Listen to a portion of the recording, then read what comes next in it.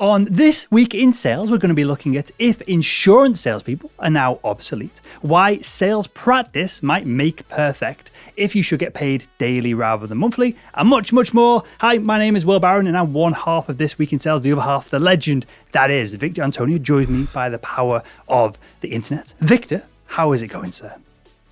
Will Barrett, I am doing good, and it's always great to see you, my friend. Always great to see you. By the way, can I say something, Will? I want to make this public, if I can. I like working with Will. I really like working with this guy. He's cool to work with, so I like working with you. Go ahead. I wanted that documented publicly, man. Well, I'm not going to document anything, Victor, and we'll leave it there, mate. I love it. Right. Well, let's jump into this because there's actually a ton of news this week. There's always a ton of news, but there's a ton of interesting news that we don't have to put a spin on. It's interesting in its own right, and I want to get your thoughts on this one. So this is a post even from thecointelegraph.com.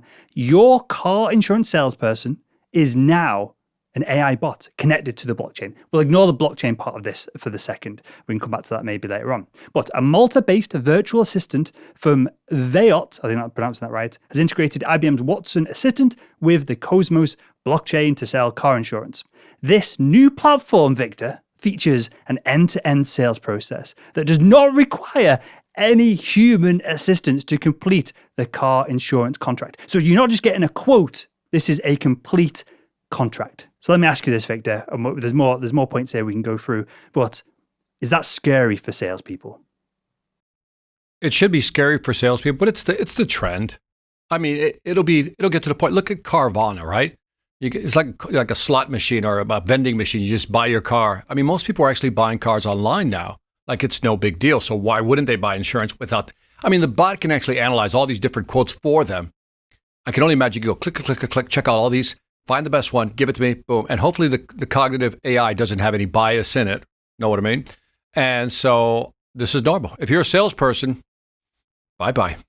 So there's another layer to this, Victor, as well.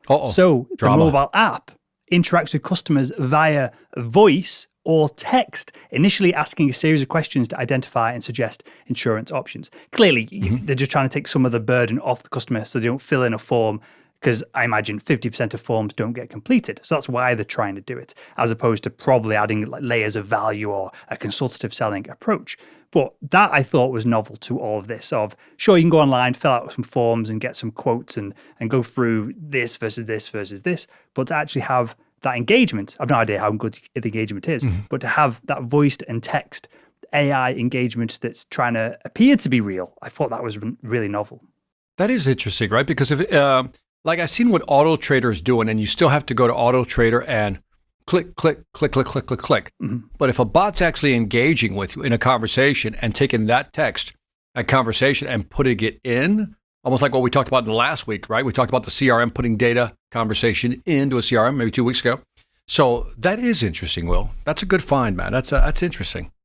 Yeah, and companies like Drift.com, Disclosure, they're sponsoring the podcast at the moment, the Salesman podcast, but they do this very well as well. And there's other technologies out there that can do it. So I'd be interested to understand better with this organization if they've built something new or if they're using an organization like Drift that already has all of this implemented.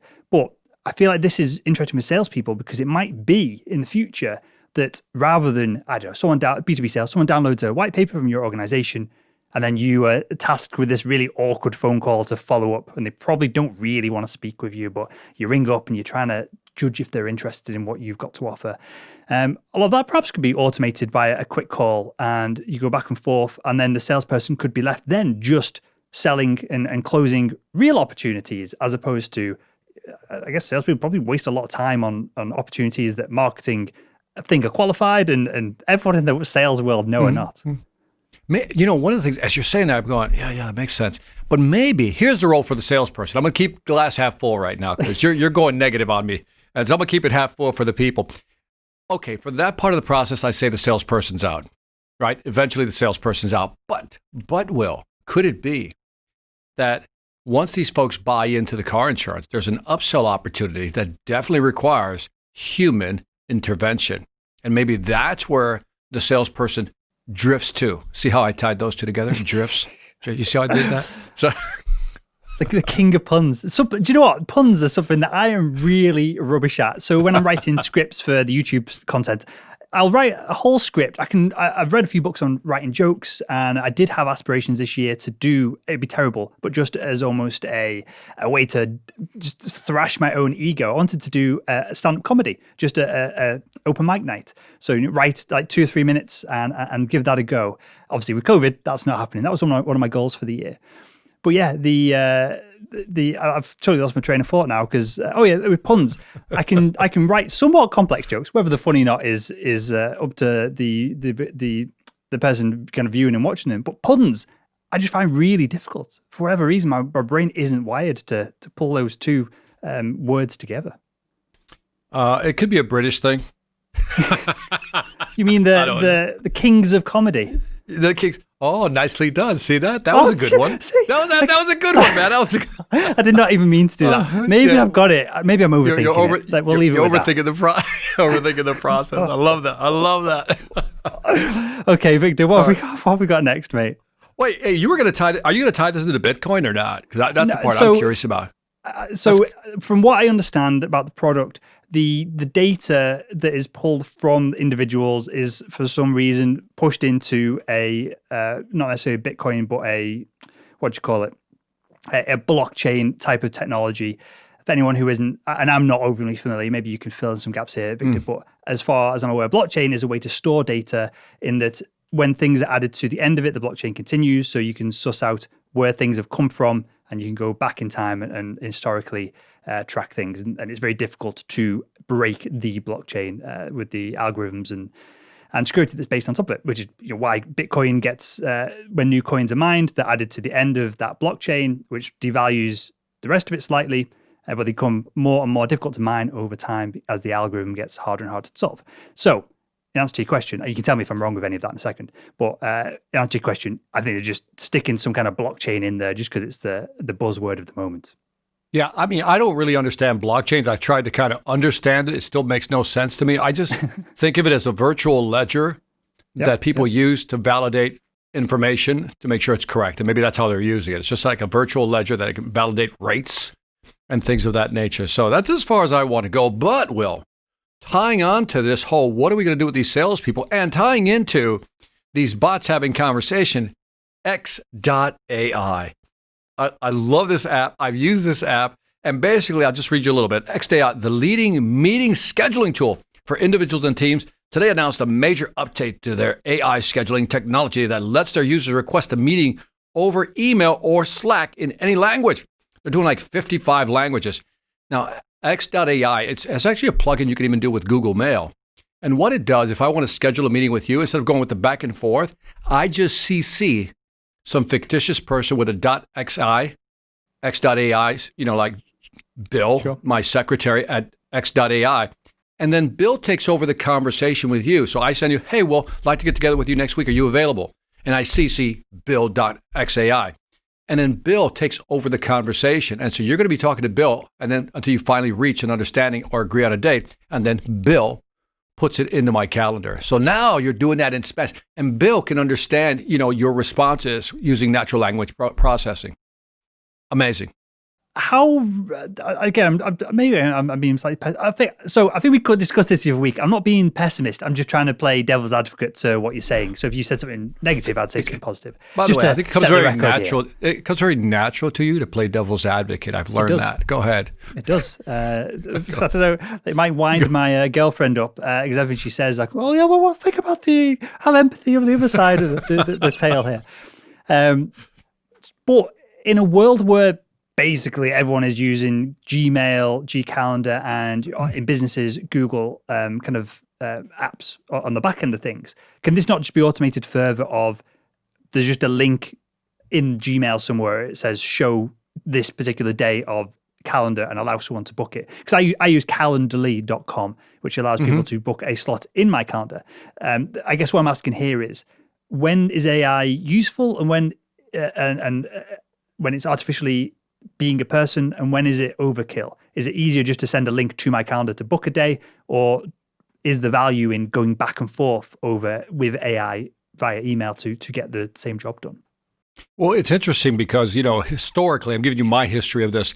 I found X.ai first, and then I found Calendly, which is what you use and I use. And I found Calendly to be straightforward. Just send somebody the link, they pick the date, we're good. There's no back and forth. This one, I think, is going to have to fight hard to find its place in the market. But now that it's multi-language, maybe that's kind of the differentiator to say, hey, how do we do this when we're communicating internationally with somebody else? Yeah, but if you can't speak Spanish, you're not going to book a meeting with someone in Spanish who only speaks Spanish, are you? But if I type it in English, it can translate into Spanish, and you get the invitation in Spanish. So it'll say, hey, Will, can we meet next week? Translation. Yeah, but if they don't speak English and they're only going to speak Spanish on the call, does that make sense? Yeah. In other words, booking the thing isn't the issue. Just the fact that you can't communicate with them in general. Yeah, you have a good point there, and there might be some applications you and I are not aware of, but I think it's cool. I think it's really cool. But again, Will, I think what we're seeing is all these companies are coming up with their little piece of the technology pie, the AI pie.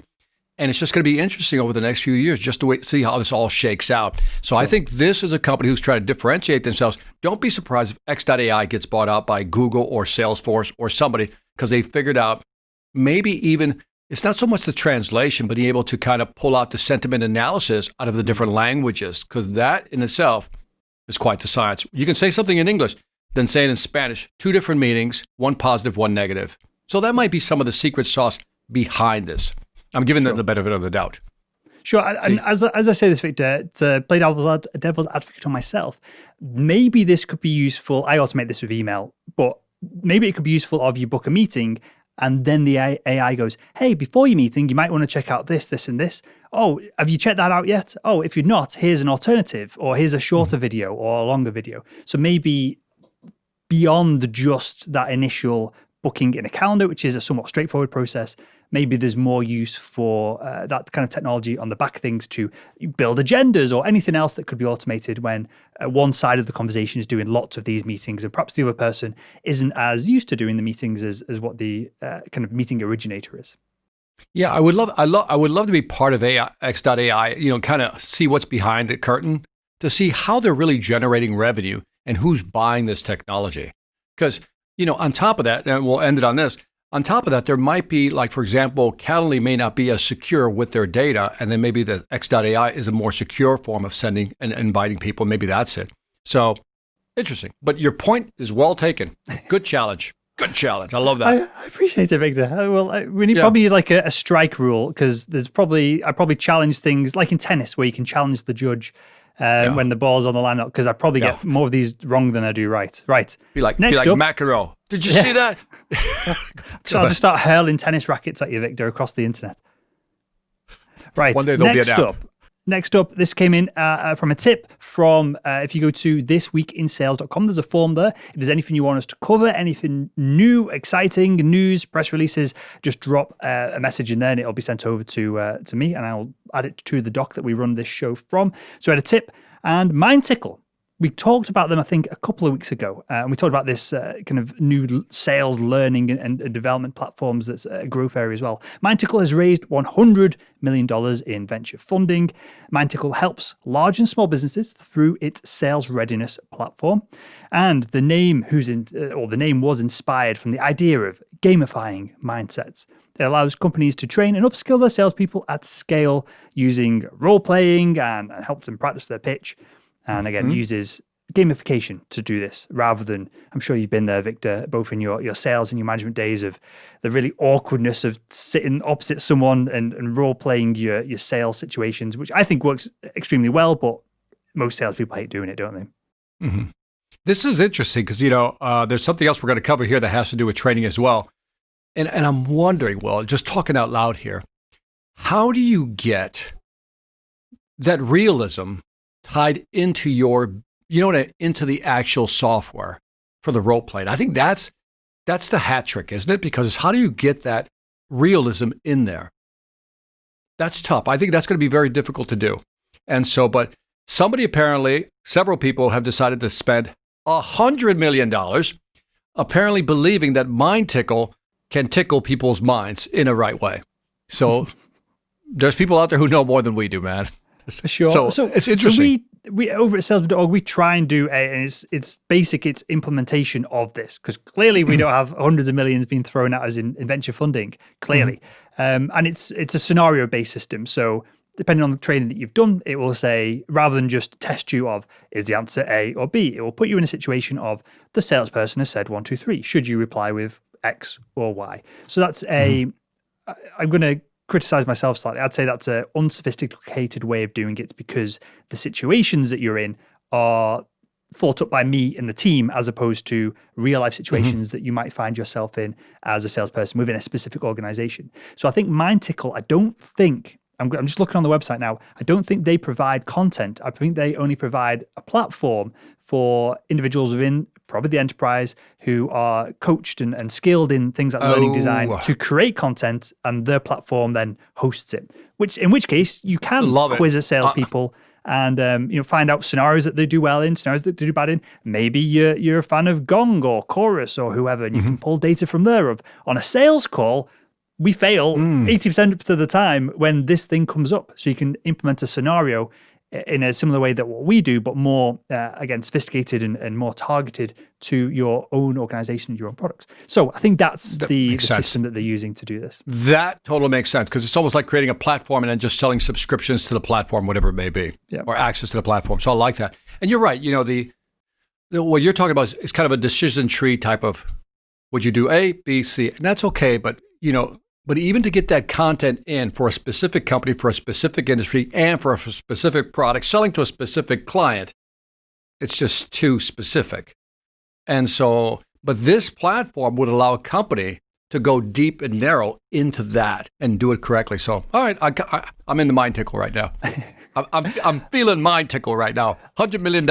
I knew there were smarter people than us making decisions, man.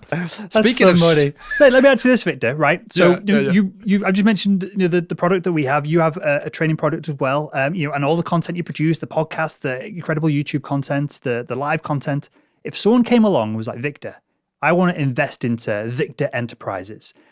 Here's $100 million. What would you do with it? You can't take it to yourself. There's no direct loans. It's got to be into the business for growth. I think I would go with what MindTickle is doing. Like, create a platform that everybody can use. Isn't that the game? I mean, and maybe a subscription model. I mean, that's what I would do with it.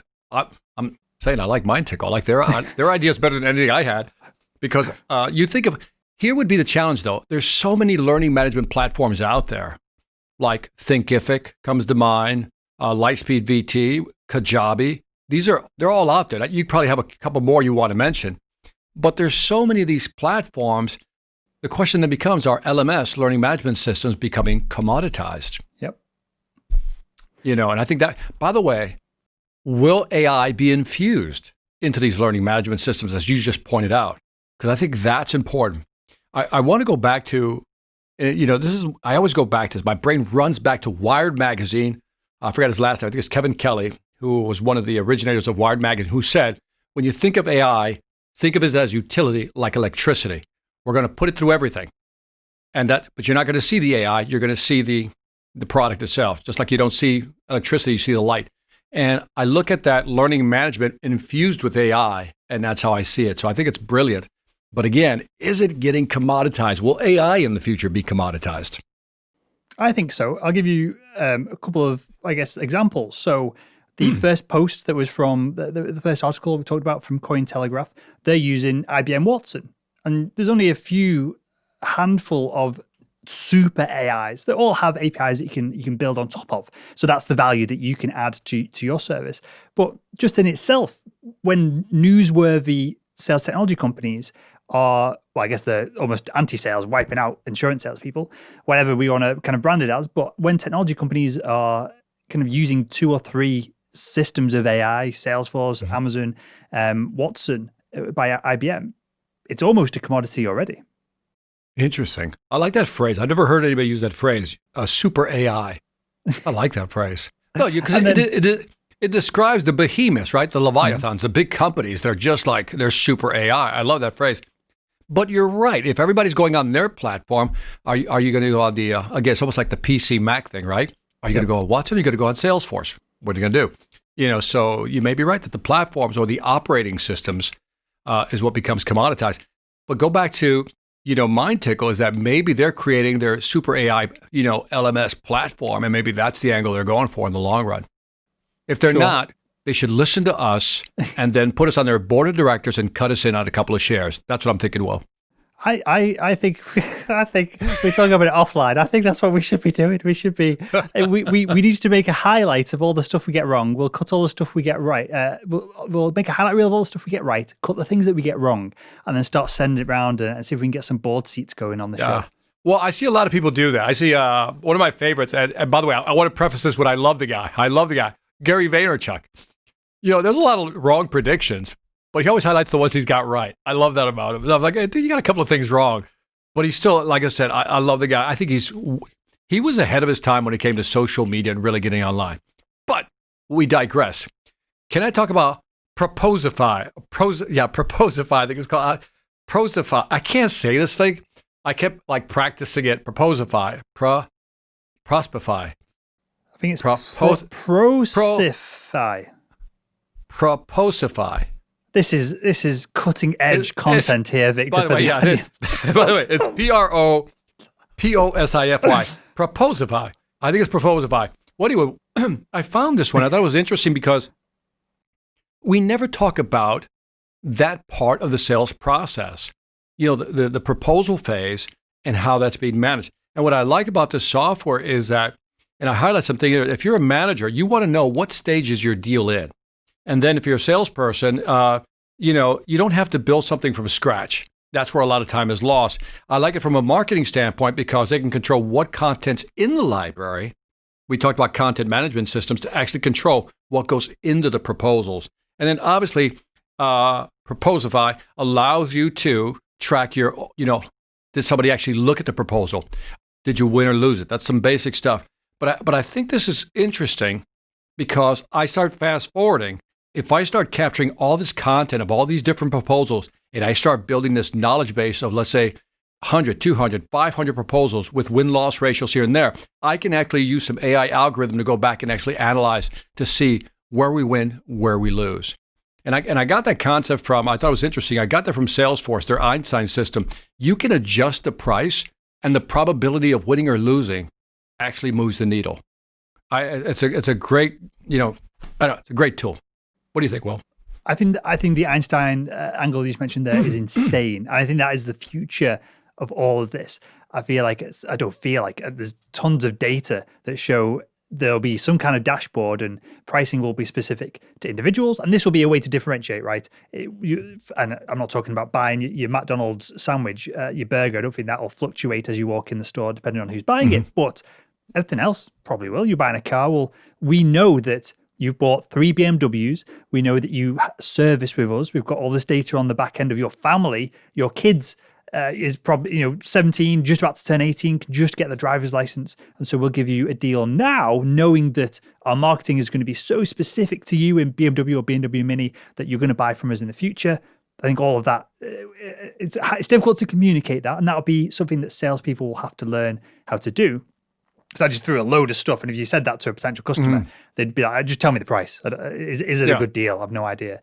But it also, having said that, it allows you then to take price and stop it being something that's competed on, because you could say, well, we can give you this, but we can't give you that. We can give you this. And your competitors don't know why you're pricing one thing one way. You don't, and they can't compete with you on that front because, again, they don't have all the data. If you're leading this space, they don't have the data that you have to make these educated judgments. So they might be undercutting you on price and not getting any of the additional revenue that you would have got. And so you end up putting them out of business by them just making bad decisions, as opposed to you kind of failing at anything.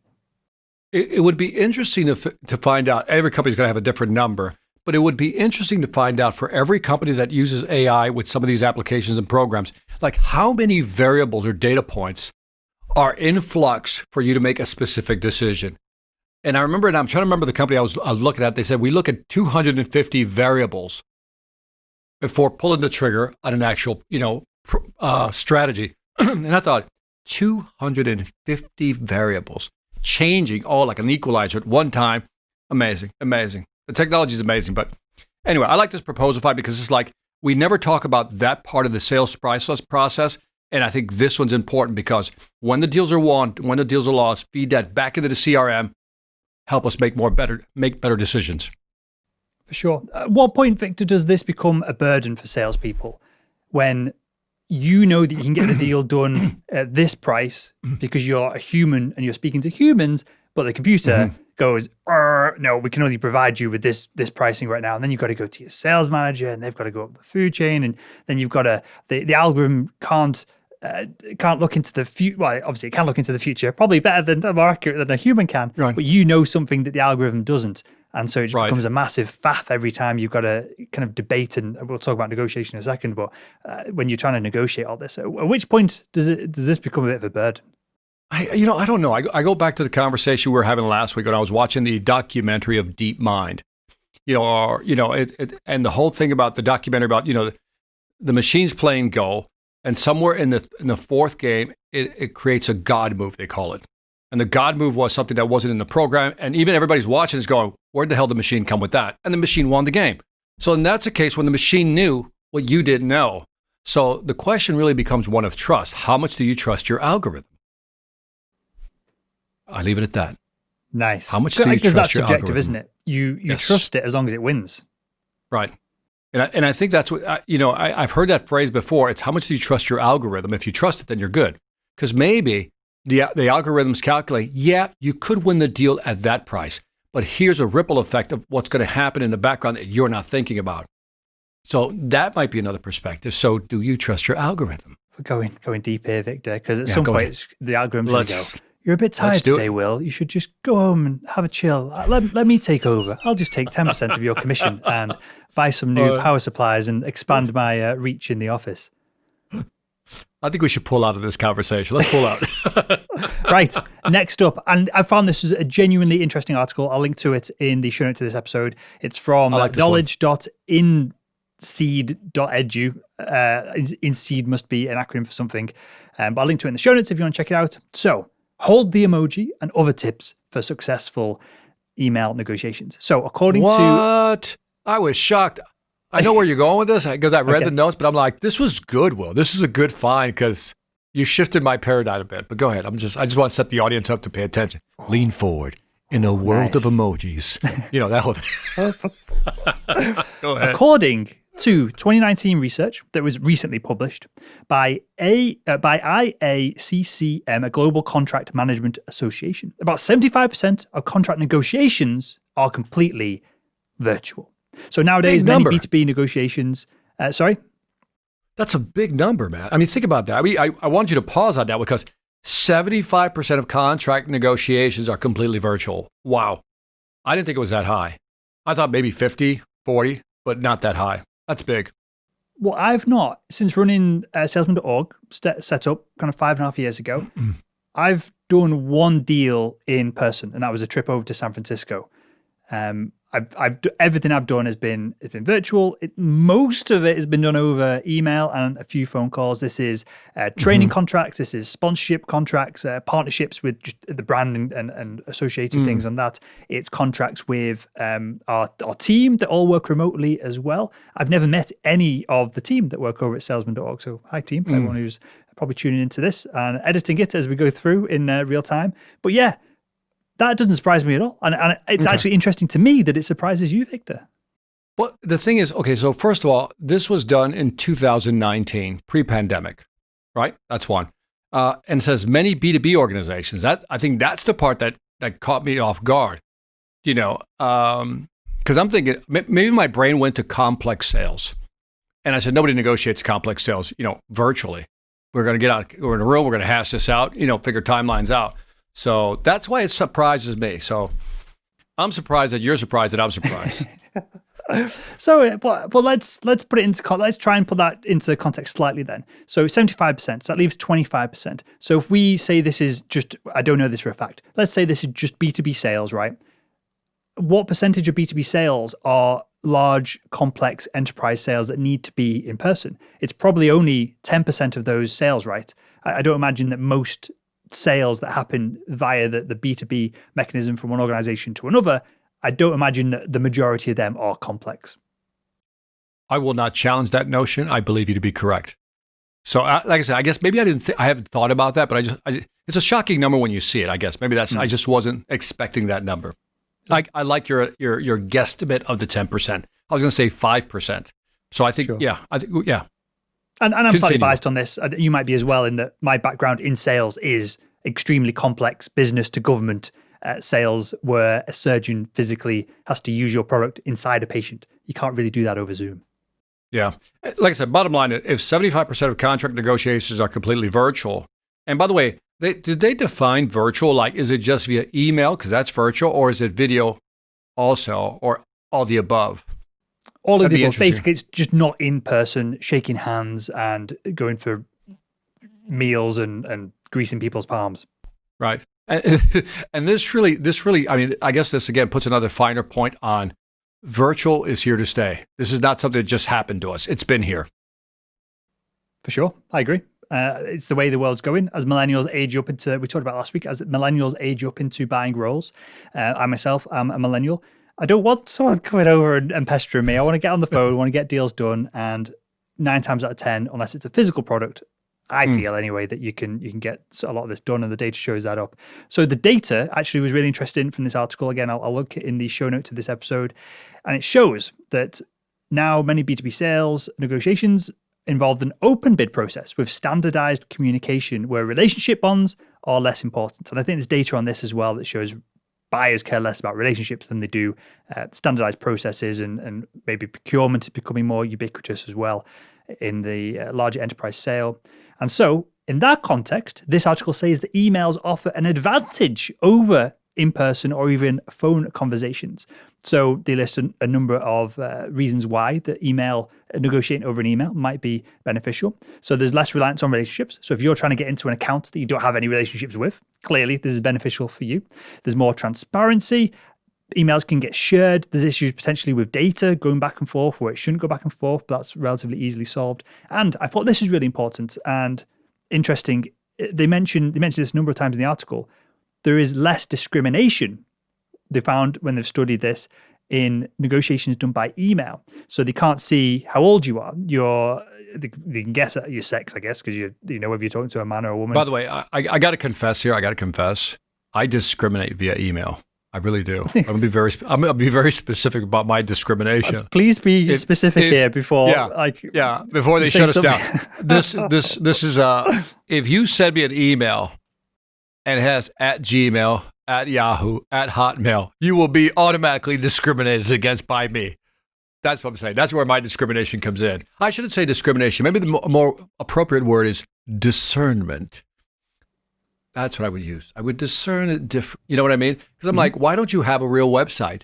That's my point. I've seen people send me stuff and they put blah, blah, blah at Gmail. I'm like, why would you do that? Why not use a company if you are a company? Yep. So joking aside, I see that. I always discount those.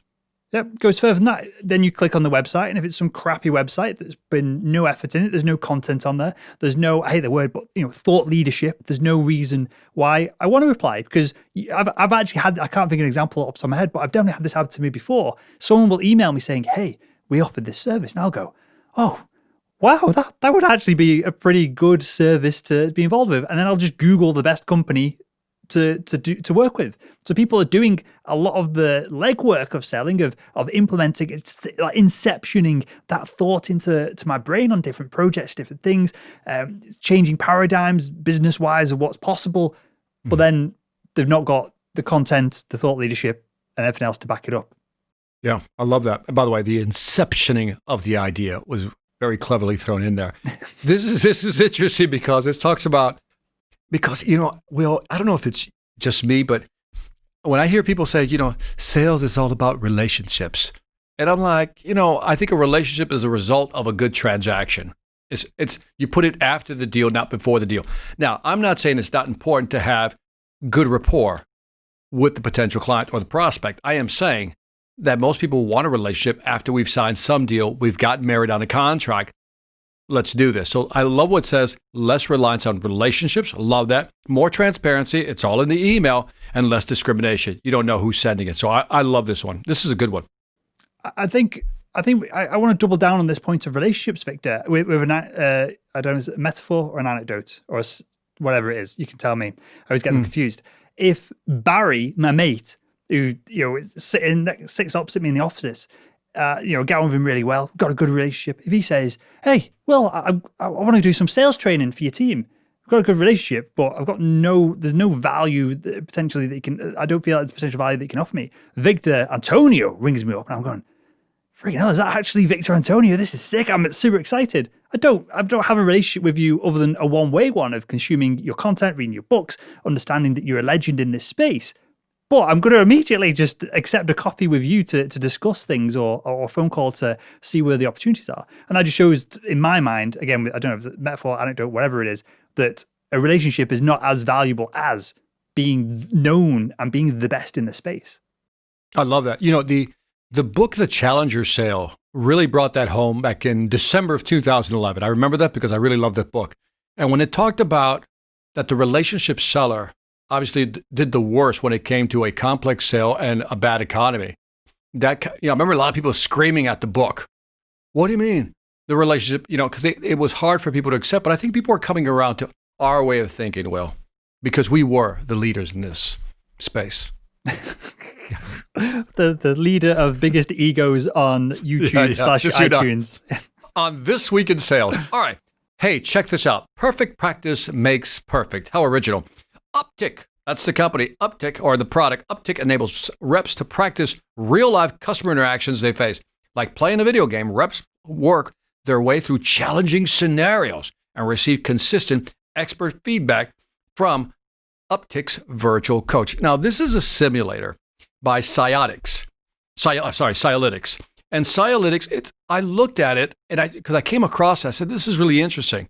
And it has a lot of, if you're into, Final Fantasy type of characters, that type of, but the animation is not that great yet. It's still a little hexagonal, you know what I mean? It's still a little blocky.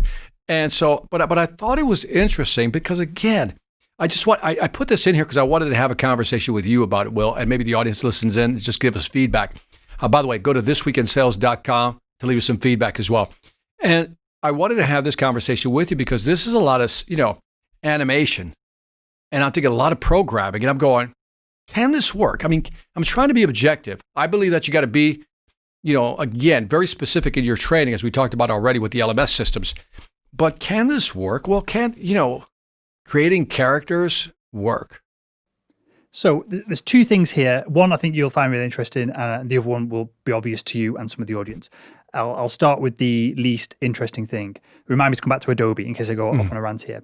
But I feel like stuff like this is very much, if you put shit in, you're going to get shit out. It's not to do with the animations. It's not to do with, for the audience who are listening to this rather than watching it, you're basically having a conversation like you would in a Final Fantasy game or an old school role-playing RPG where you click something and there's a decision tree, and it's not even AI, it's just a list of yes, no, yes, no, yes, no, or 1 zeros, and you end up somewhere else.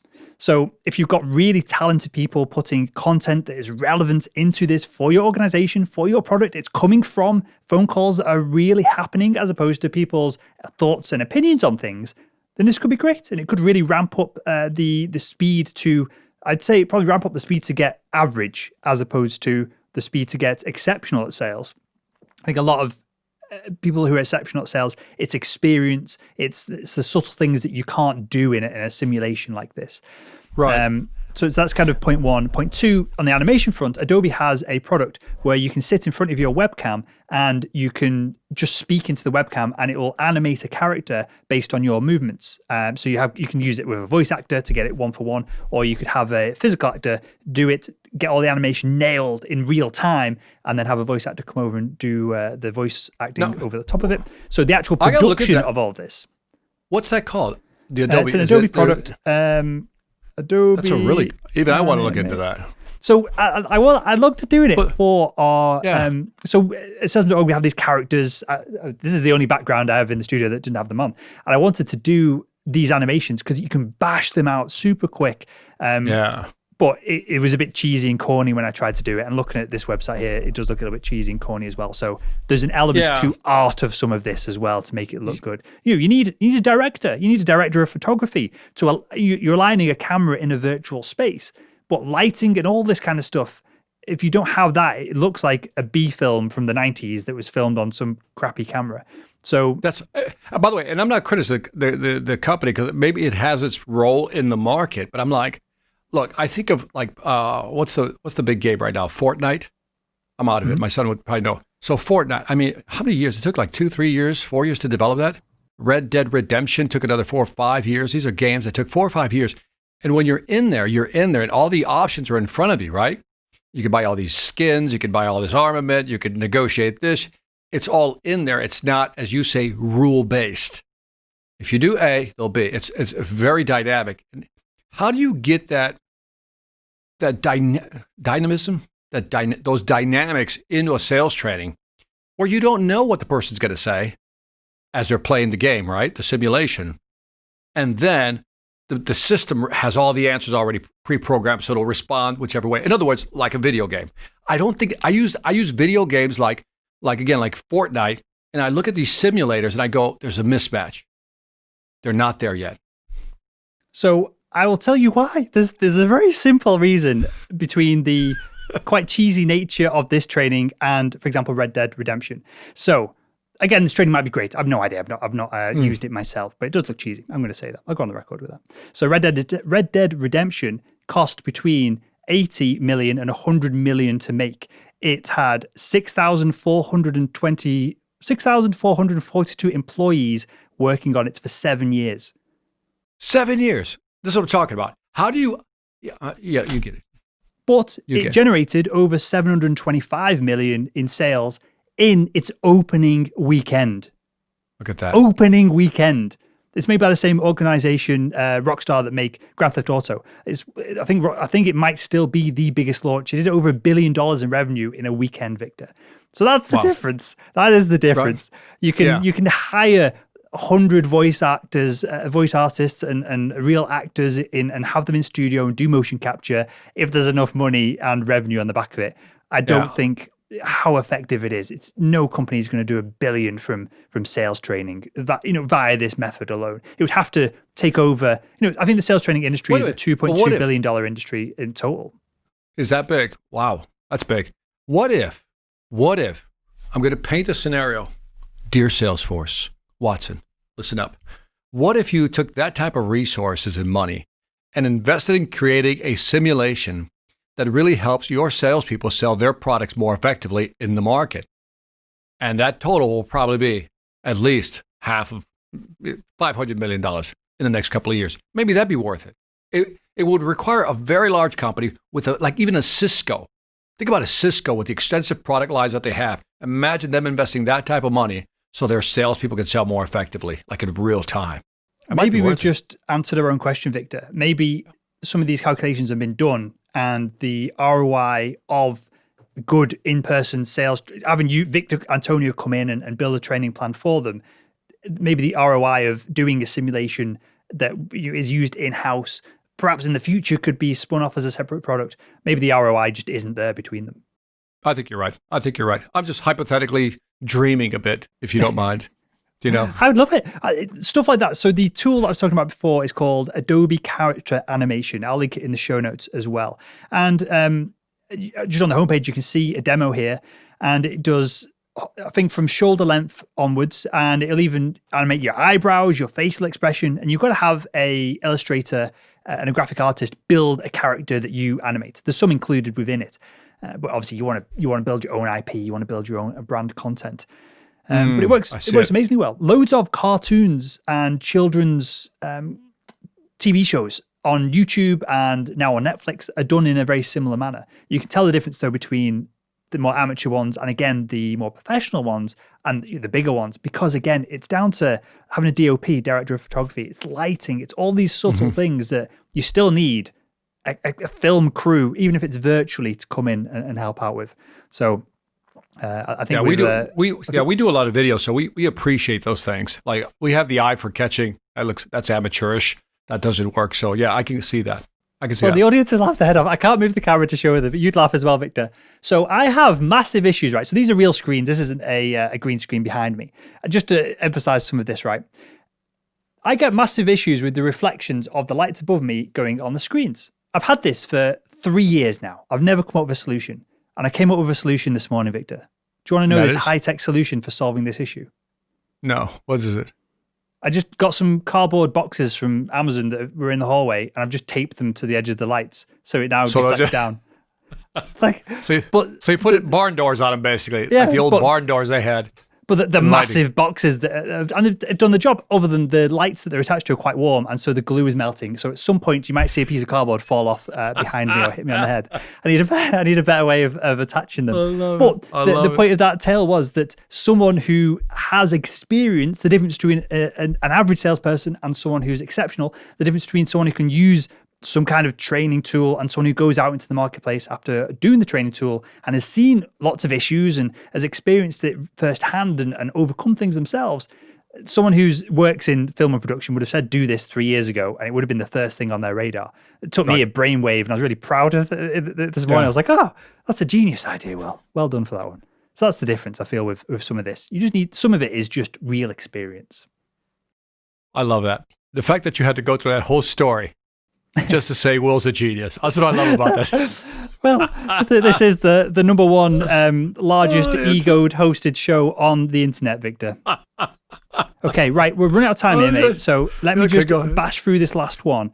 And we'll see if we can fit in another one for me. Because this is, again, an incredible article. There's tons of value in this one. This is from Forrester, surprising changes ahead for B2B sellers. So this, I'm going to quote a lot here, and this is Mary Shea, who's a principal analyst over at Forrester.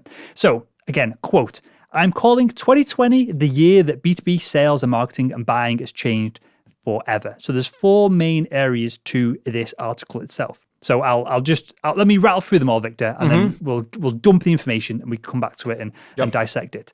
So out of these 4 main areas, Shea believes that technology is going to increasingly take mundane tasks off salespeople and give them better insights to offer, to be more consultative, to spend time doing the things that matter in the sales process.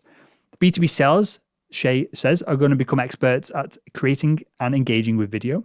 So historically, quote, you would look for a salesperson who's a great communicator, who can speak in language without making mistakes like I'm doing, a great problem solver, someone who could overcome objections and kick open that door and close the deal. I'm not saying, again, quoting Shea here, I'm not saying that those things aren't important anymore, but they're lower on the scale. What organizations need to hire and train for are people who are digitally adept and creative, like our salesperson. And she goes off to describe this individual. So there's a couple more points here, Victor, but is there anything you want to add to that? Because this is basically what we've been talking about for 9 weeks now, right? And it's interesting that Forrester, and I can quote someone from Forrester, a principal analyst, is basically saying the same thing that we're saying. Yeah. I mean, so there are 4 points here. The first was AI and automation put sellers on the path to fulfill their consultative destiny. I mean, that was drama right there. I love that. So she believes technology will remove the mundane tasks. B2B sellers become experts at engaging with video. But the next one I thought was interesting. By the way, I'm agreeing with you on both there. The B2B sales leaders activate more employees on behalf of commercial goals. Quote unquote, the lone wolf seller, referring to the challenger sale. The lone wolf seller is facing extinction, she proclaims. As buy-side teams increase in size, expectations, expertise, we also need the selling teams to increase so they have breadth and depth. That's the big one right there to me. That because some of these deals, I mean, the lone wolves are going to exist in, I'll just say, the small to mid-sized markets, maybe. But as you move up the enterprise, complex sale, she's absolutely right. She's totally right. So I love that. And I would consider myself a lone wolf in that, not that I don't work well with other people, but I like to have control of things. I like things to be done certain ways. I feel like I'm quite entrepreneurial in the way I sell, in that if something is stupid and it's only been done because it's been done all the way in history previously, I'll always try and, maybe it's me just being lazy, I'll try and reverse engineer a better way of doing things. But that inadvertently then makes me somewhat of a lone wolf, or otherwise, other people call it perhaps an entrepreneurial salesperson. But having said that, in the last organization I worked at, there was me as a, I guess, kind of seniorish individual within the team. I had an assistant, so a graduate, who would do a lot of this grunt work for me, like dropping off cameras and going back and forth. I had a very nice chap, an older gentleman who was logistics, who would organize these camera systems that I was selling. He would do all the logistics, whether he would physically drive it around or whether he'd get it loaded from the office down south and get it shipped up to me and all this kind of stuff. And so it was almost a little silo that we were working in. We didn't really have any help from marketing. That's probably the only other thing that needed to be added to that mix. And that becomes then, I prefer it being who I am, being at the top of a little food chain, so that again I can pass things on and get things done, as opposed to the bureaucracy of if everyone's flat within this structure of having to ask permission or get people's opinions on things. So I feel tough. like that structured silo is definitely the future of all this. Just to reiterate what Mary Shea is saying here. Yeah, and I like that fourth point she made. Our research shows that about 41%? B2B organizations have reduced the size of their sales organization as a result of COVID economic hardships. Boom. Feel the thud on that one. Feel the thud. Because it's like, that's a big number. That's a huge number. That's kind of a depressing number, if you think about it. That's It'd be interesting to know the data on the back end of that, Victor, of our organizations just letting go of poor salespeople and using COVID and an economic downturn as an excuse to let go of them, which is, that happened very much so in the last financial crisis in 2008. People just let people go. It was an excuse to get rid of people, right? Or is it that technology's changed, working from home, can't get in front of buyers, and so the whole dynamic has shifted, which has forced sales organizations to change things. Yeah, I think they said, okay, let's get rid of the shitty people. That's an excuse, right? Let's be so blunt. Let's get rid of the shitty people. Now, all right, let's see what I got. Now, those of you who are left, here's what I want to know. Which ones are you willing to learn technology? Which ones are not willing to learn technology? Those who are not, I'll figure you out. You're gone too. Cream of the crop is what I have now. So I think that's what's actually happening. But I want to, in respecting time here, what I want to do is I want to jump to this one. Let's go culture for a second. Can I jump to culture? We can. Because I think this is big. PayPal is one of the first major companies to pay its workers as soon as it's earned, rather than having them wait every 2 weeks. The move came after looking at the compensation and spending habits of its lowest paid workers, many of whom were living paycheck to paycheck and relying on expensive borrowing. The idea of getting paid daily rather than weekly has grown in popularity in recent years. I had never heard of this. Have you? Nope. I have some probably controversial thoughts on this, but is there anything you want to add before I jump in? Rip into it. So I like the idea. I am defending the idea. I am taking that position. You go, Will. What do you got? So this is a sweeping statement, and clearly not everyone is going to fall into these brackets. And clearly we're talking to a mostly affluent sales audience here, right? So I'm talking perhaps to our audience who would consider going for daily payments as opposed to monthly or weekly, as opposed to, I don't know how much of PayPal staff are kind of minimum wage and people who are struggling. So just a prerequisite of this. But if you can't manage your finances to be able to pay your bills once a month as opposed to do it daily, then the issue isn't solved by getting paid daily. It's by saving a little bit of money. And again, I appreciate I'm massively oversimplifying here, but I feel like for our audience specifically, I think this is if you're struggling to pay your bills and you need a payment today to pay for something, and you're in B2B sales and you hopefully you listen to this show, so hopefully you're doing somewhat well, you're doing something wrong. That's the sweeping generalization of a statement that I was going to make. By the way, when I initially read this, I said, I like this idea. And I had that TV show, Life or Debt, where this is what I dealt with all the time, right? Yep. And when I saw this, I go, I don't know if I like this idea because, first of all, the administrative nightmare of this. If you're on sales and you're getting commissions, and what about people who return material, right? Or cancel deals? How does that work? And then the administrative hassle of this is not good. I would have just split the difference as, you know what, let's do it every week. Sure. Let's do it every week, and maybe that'd be something different. And one of the things I want to shift again, one more time on culture. I am watching The Crown. I love The Crown. I think it's season 4 of The Crown. And you know why I like watching The Crown? Because it helps me understand you better. You know what I mean? I think about you. I go, okay, that's how Will would say something. Like, you say something like, let's bash this software. What did you say? Use the word bash a lot today? That was your word for today. Yeah, I'm just picking up on your words. And I go, why does he use that word? But anyway, The Crown, kidding aside, The Crown is a great series on Netflix. Go Netflix. I love this show. It gives you insight into the royal family. that many people don't have. Do you watch it, Will? Because that's No, the true litmus my test. girlfriend, Damn Victor, it.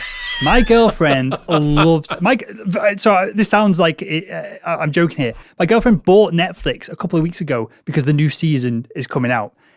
She absolutely loves it. I've never watched it. To be fair, I've never watched it, but I don't not like the royal family. I don't like them either. I just think it's just a tourist attraction. It doesn't mean anything. It's just pompousness. But there's lots of people in England, in Britain, who take it all way, way too seriously. There's many people I've spoken to who are physically angry that they get animated when you talk about the fact that Prince Harry is no longer a prince. He's left the royal family.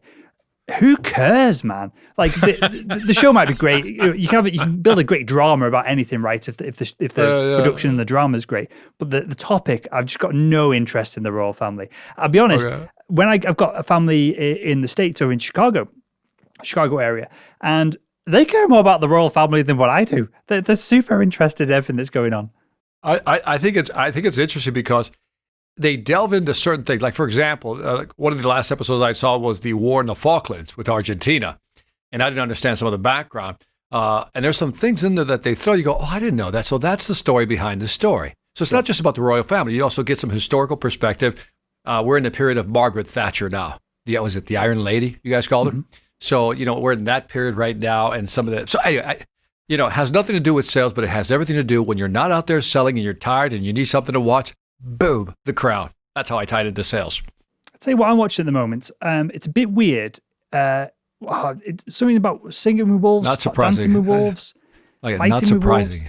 He just said, this is what I'm watching. It sounds weird. Yeah, not surprising. What is Will watching? It's a futuristic show. I'll tell you the premise as I try and also Google what it's called. I'm typing wolves necromancer. Again, raised by wolves. Wolves necromancer. So is this one of those Kate Beckinsale or Smith or what are those? Kate Beckinsale. No, so I've not got far enough to explain what the necromancer is in it yet. It's a futuristic sci-fi show where two robots land on a planet, and one of the robots, they've got these humans in little bubbles. And one of the robots wires herself up and they bring up these kids and they're basically trying to restart a civilization somewhere else. And what's really interesting about it, and I absolutely love it, it's all about politics, it's all about religion, and it's all the consequences of all these things projected 1,000 years or whatever it is into the future. And they meet, I don't want to spoil it too much in case you're going to watch it or any of the audience is going to watch it. I'm going to look it up. What was the title again? It's called Raised by Wolves. Raised by Wolves, okay. And it's what's his name, Ripley Scott, who did Alien, directing it and producing it. So it's it's not a low budget affair. It's a legit high budget, high production TV show, and the group of robots and kids are atheists, and then they get visited by I think it's parodying Christian group, and I'll leave it as that. But there's lots of explosions, people getting killed, and anything with religion, politics, anything like that, especially when it projects things into the future. I love sci-fi. I find all of that really fascinating. So that's my pick of the week, Raised by Wolves. By the way, at this point, the audience listening to this understands who we are and who has more class in this conversation. I'm over here watching The Crown, something highbrow. Do you know what I mean? And you're watching Raised by Wolves. I'm watching sophisticated sci-fi, politics, religion, future pacing reality. You're watching Netflix trash that my girlfriend likes watching when she's just coming from a night shift. Did you sit and binge watch it? So I'll take that. I'll take that for what it is, Victor. All right, man. Let's wrap this up, Will. Good, man. Well, right, with that, Victor mentioned it earlier on. If you've got any tips for us, if there's anything you want us to cover, if you want to give us any feedback, both good and bad, head over to thisweekinsales.com. There's a form on there. It just drops an email into my inbox, or you can email me or Victor or contact us on LinkedIn. The show notes, everything that we talked about will be available, hopefully, in a link below this video or podcast that you're watching or listening. And with that, I'm Will Barron, and that is Victor Antonio, and we'll speak with you again on This Week in Sales.